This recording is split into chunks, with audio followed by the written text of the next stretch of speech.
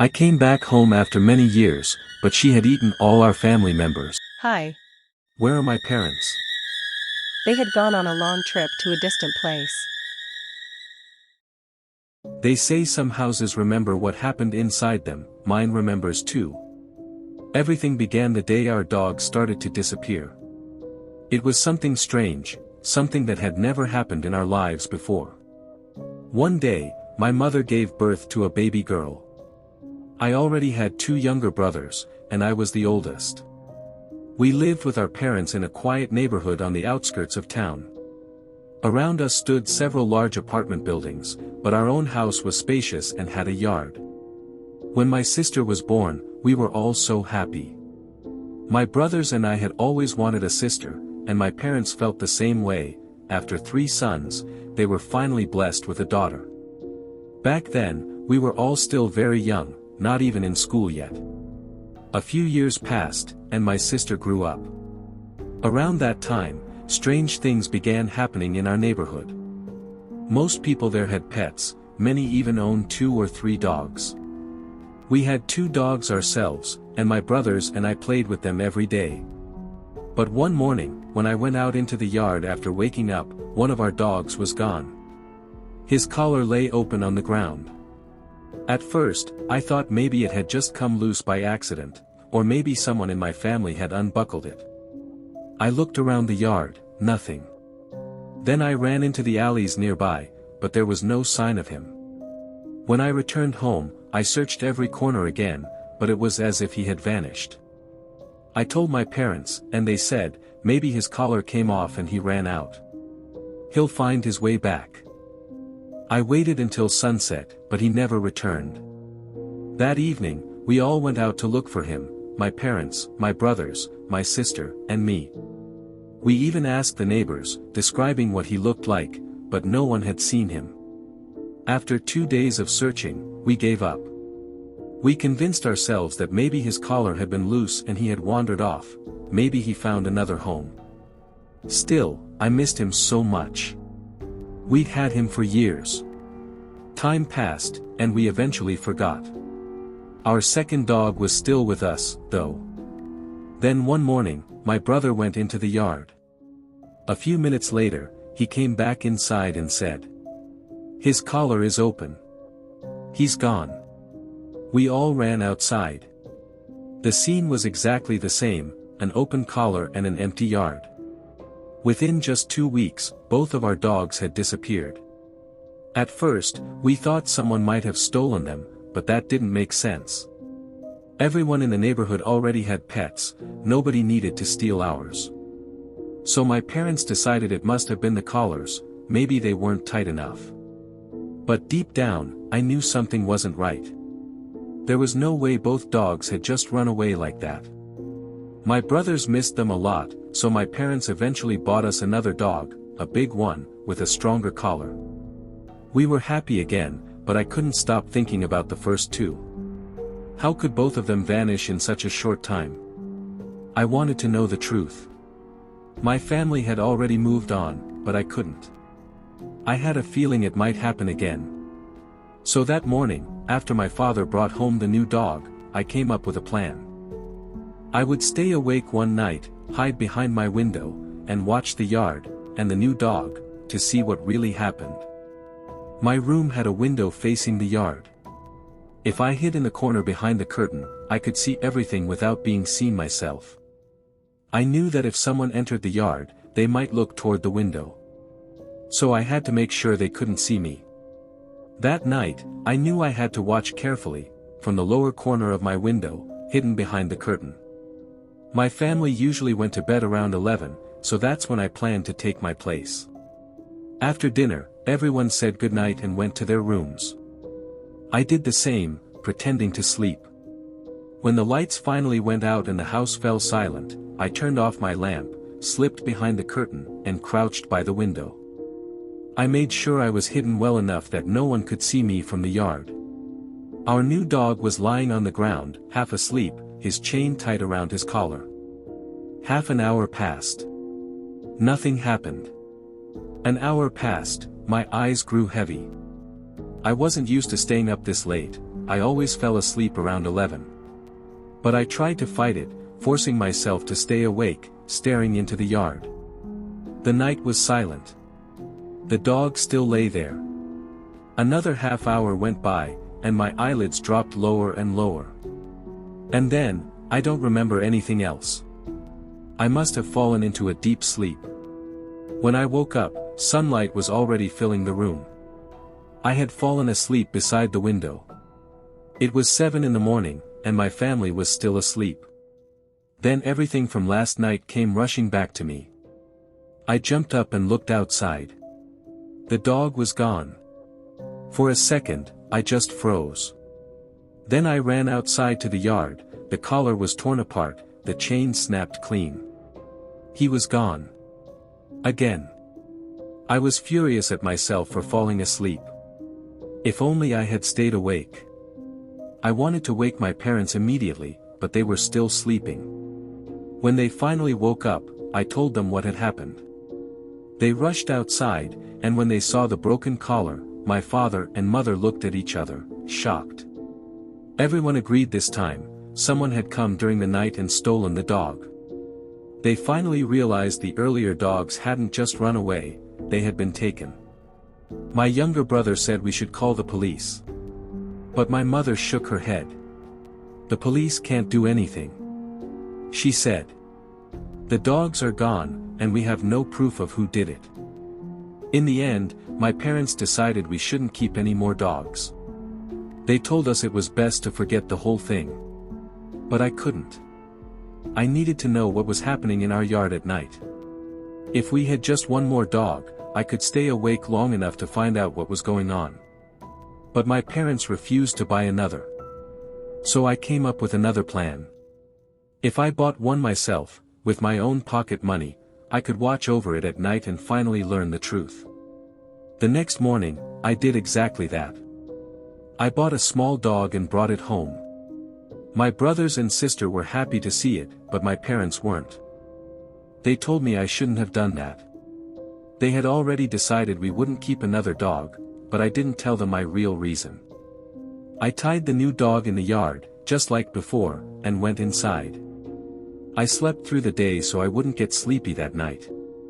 After dinner, everyone went to bed around 11. When the house went dark, I turned off my light too. This time, before I went to the window, I took something sharp and made a small cut on my hand, just enough pain to keep me awake. Then I crouched behind the curtain again, watching the yard in silence. Minutes passed. Then hours. Nothing moved. The dog lay still, half asleep under the dim light. Sometime after midnight, I heard something. A faint creak, footsteps, coming from the living room. Someone was walking. I thought maybe it was my father or mother getting a glass of water. But the footsteps didn't go toward the kitchen.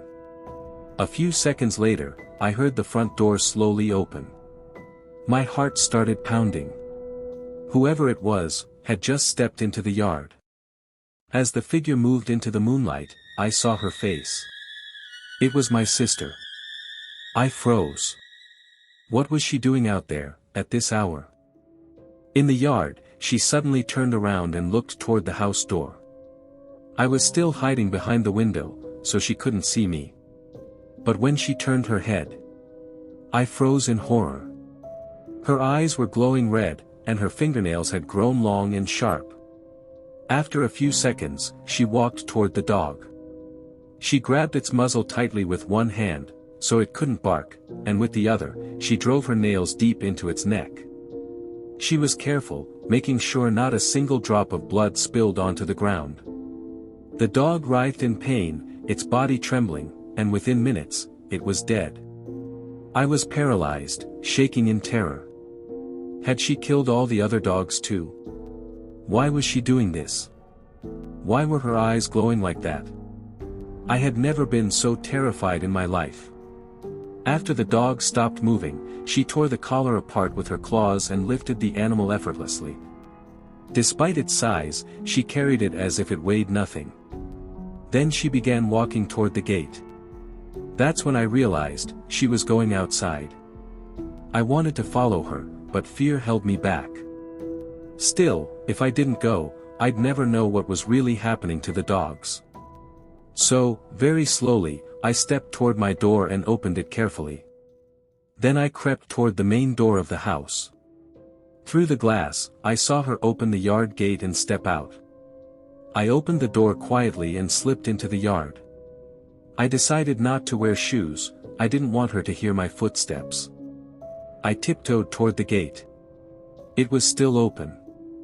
From the edge of the gate, I peeked outside, and saw her walking away. I followed, keeping my distance, careful not to make a sound. After a few minutes, she left our neighborhood. I hid behind the last building as she continued on toward a mound of dirt nearby. Our area was at the edge of town, surrounded by hills and scattered trees. She climbed behind one of the mounds, and I followed her quietly. My heart was pounding so hard I could barely breathe. From the top of the hill, I could see everything. She threw the dog to the ground and sat beside it.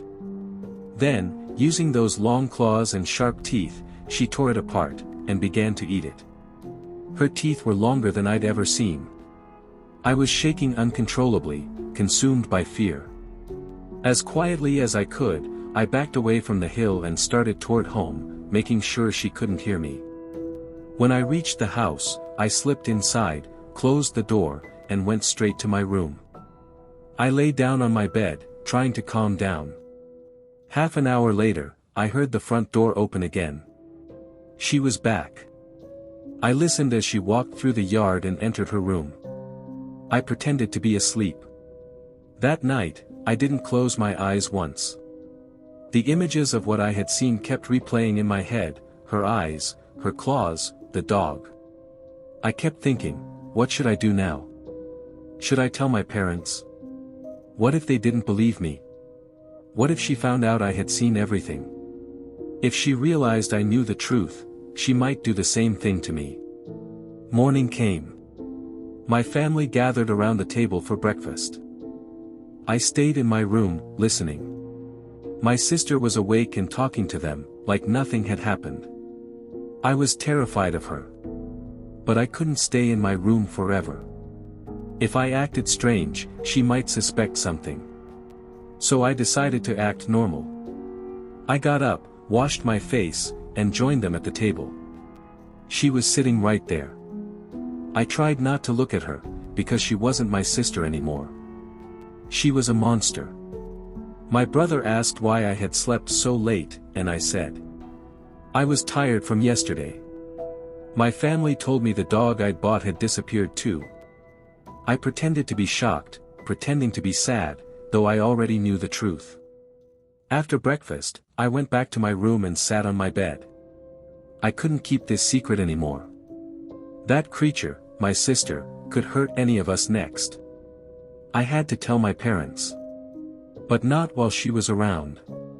If she ever found out that I had seen her, she might kill all of us. So I waited for the right moment, when she wasn't home. A few days passed. I was still shaken, still terrified. Then, one day, my sister and brothers went out, and it was just my parents and me at home. That was my chance. I took a deep breath, and told them everything. How I had stayed awake that night. What I had seen in the yard. And what she had done to the dog. They laughed and told me I was imagining things. I insisted that I wasn't, that everything I saw was real, but they didn't believe me. They thought I was joking, or that I just had a problem with her. I kept trying to convince them, but no matter what I said, they wouldn't believe me. I told them to come with me, to the place where she went that night. They agreed, and I led them to the same hill where everything had happened. But to my surprise, there was nothing there. No sign of the dog. No blood on the ground. No bones, no fur, nothing at all. It was clear that she had hidden what was left of the dog somewhere else. I tried to explain everything again to my parents, but they still didn't believe me. That day passed, and I decided to tell my two brothers about what had happened, to tell them what I'd seen that night. One day, When I was sure my sister wasn't home, I took both of them into my room and told them everything. They listened carefully. My younger brother had always believed me. He asked a few questions, like what time it had happened and how, and I answered them all. But my other brother, just like my parents, didn't believe me. He turned to our younger brother and told him not to believe me either, said I was either imagining things or trying to scare them. Weeks passed. I kept trying to talk to my family, trying to convince them, but nothing worked. Days went by, and soon, pets from other homes in the neighborhood began to disappear too. And I knew exactly who was behind it. Then things started getting even stranger. One day, when I was coming back home, I saw police gathered around one of the nearby houses. When I asked the neighbors what had happened, they said someone had been killed and torn apart inside that house. It was a horrifying scene. As I listened to the people talking, I learned that someone had broken into the house in the middle of the night and mutilated the victim, who had lived alone. The neighbors said the body looked as if it had been eaten by a wild animal. When I got home, my family was talking about it too. Nothing like that had ever happened in our neighborhood before. But whatever it was deeply suspicious. A few days later, it happened again. A man who lived alone in a nearby alley was found murdered and torn apart, and once again, there was no trace of the killer. I had a terrible feeling I already knew who it was. But that thing, that monster, had only attacked animals before. So why was it killing people now? I was terrified. That night, I decided to stay awake again, to see if she would leave the house like before. After my family went to sleep, I turned off the lights and waited. A few hours past midnight, I heard footsteps in the house, someone walking toward the yard. I looked through the window. It was her. She was leaving again. At that moment, I knew the truth, all the people who had died, all those killings. They were her doing. A monster was living in our house. If she ever decided to turn on us, we would all die. I had to do something. The next few days, when she wasn't home, I gathered my family and told them everything, again. But just like before, they didn't believe me. No matter how much I tried, it was useless. It was too hard for them to accept that their daughter was a monster. I couldn't stay there any longer. That creature was living under the same roof with us. So I decided to leave, to go to another town. Before leaving, I tried one last time to talk to my family, hoping they would understand and help me stop it, but they didn't. I told my brothers to come with me. My younger brother agreed, but the other one stayed behind. So my younger brother and I left, each to a different town. I started a new life in another home. For the first time in a long while, I felt safe, because I knew she couldn't hurt me anymore. I found a job, and the years went by. Over time, I began to forget the past. Sometimes I even thought maybe it had all been in my head, a dream, or a nightmare. Because even I could hardly believe what I had seen. But after years had passed. One day, I decided to go back to my old home. I wanted to see my parents again. After a while, on the day I had planned, I packed my things and set out for my old home, the place where we once lived. Years had passed since I'd left that place. When I reached our neighborhood on the outskirts of town, I was stunned. The whole area was deserted. No one lived there anymore.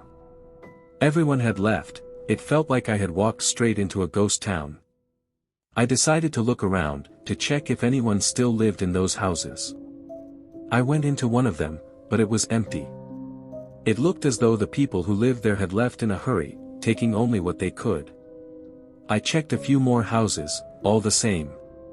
Still, I hoped my own family hadn't left. After walking a bit farther, I reached our old house. The front door was shut. I knocked, but no one answered. I stood there for a while, thinking maybe my family had moved away too.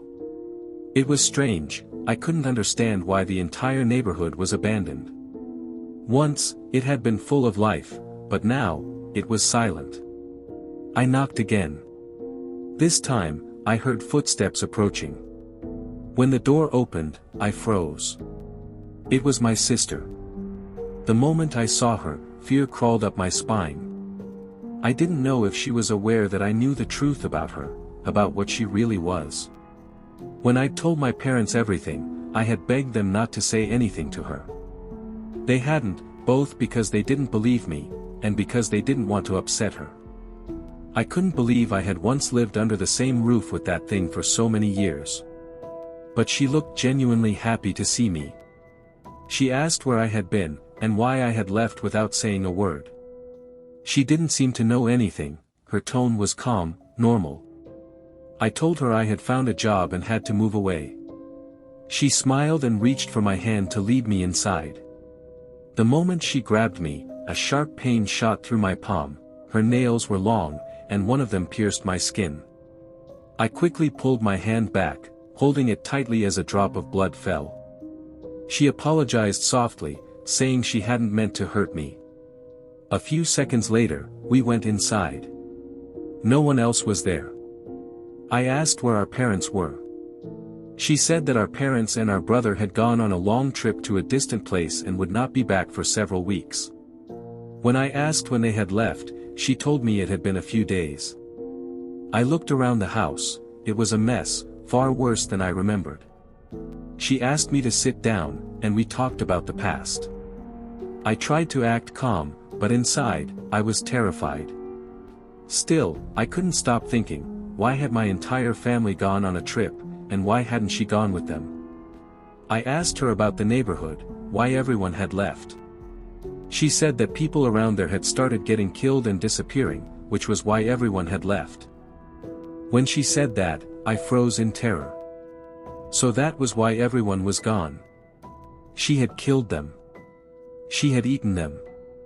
I knew it was her, I'd seen it once before. But she didn't know that I knew. We sat there for a few hours, then she said she needed to go out for something. When she left, I started searching the house. Everything looked almost the same as when I'd left years ago, only much more chaotic. Then, I noticed the basement door was open. We rarely went down there, we never kept anything inside, and it had always been locked. But that day, it was open. I decided to go in. I opened the door, stepped down the stairs, and switched on the light. What I saw froze me in place. The basement was full of human bones, piles and piles of them, from every part of the body. It was clear she had hidden the remains of the people she had eaten down there. As I looked around, I noticed clothes and personal belongings scattered among the bones. When I picked some of them up, I realized they belonged to my family. She had eaten them. I collapsed to the floor and cried. Everything she had told me was a lie. My parents, my brothers, they were all dead. I felt both grief and horror tearing through me. I knew I had to get out of there, but before I did, I had to stop her. That monster had to die. But how? I didn't even know what she really was, or how to kill her. I had heard that those things could only be killed by driving a wooden or metal stake into their chests, or by dropping something extremely heavy on them. Bullets didn't stop them. So I decided to try both, first pin her under a heavy object, then drive a sharp blade into her heart. I went up to the attic and found a large safe. I dragged it to the edge of the hatch with great effort, it was unbearably heavy. When I finished, I came back down to the living room. I stepped into the yard, planning to sneak out the gate, but the gate opened by itself and she walked in from outside. I froze, had she been waiting there all along? It seemed she must have been standing just beyond the gate after she'd left, the moment I tried to go out she was suddenly there.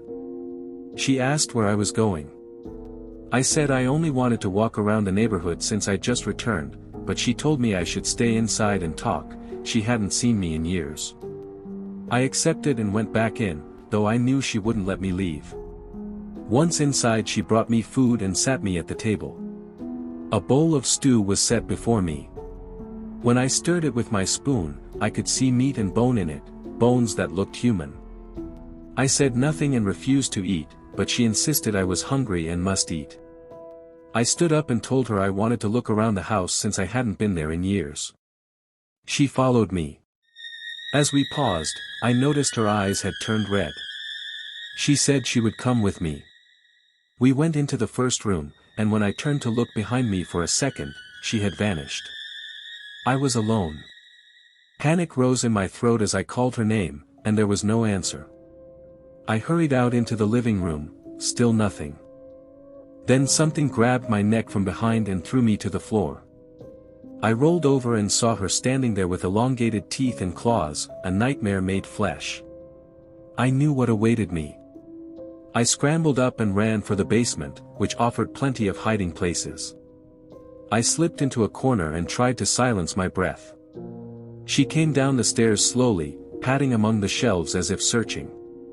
For a while she seemed to walk with no urgency, then she paused and looked directly at the place where I was hiding. I froze. She stared for a few seconds, then began to move again. I strained to hear her footsteps, wondering if she was coming closer. She drifted away at first, then suddenly broke into a run, straight toward me. She had seen me. I bolted for the basement door and raced up to the attic. She chased after me. When I reached the attic, I squeezed behind that heavy safe. The moment she appeared, I toppled the safe onto her. It crashed down with a terrifying roar and trapped her beneath it. She was badly hurt by the impact. I grabbed the metal stake I had prepared and drove it into her chest. After a few seconds, she stopped moving. For a long moment I sat on the floor, stunned by shock and fear. Then I stood and descended. It was over. The monster was dead. I walked out of the house and returned to my life, though nothing would ever feel the same again. Sometimes, late at night, I still hear her nails scratching beneath the floor.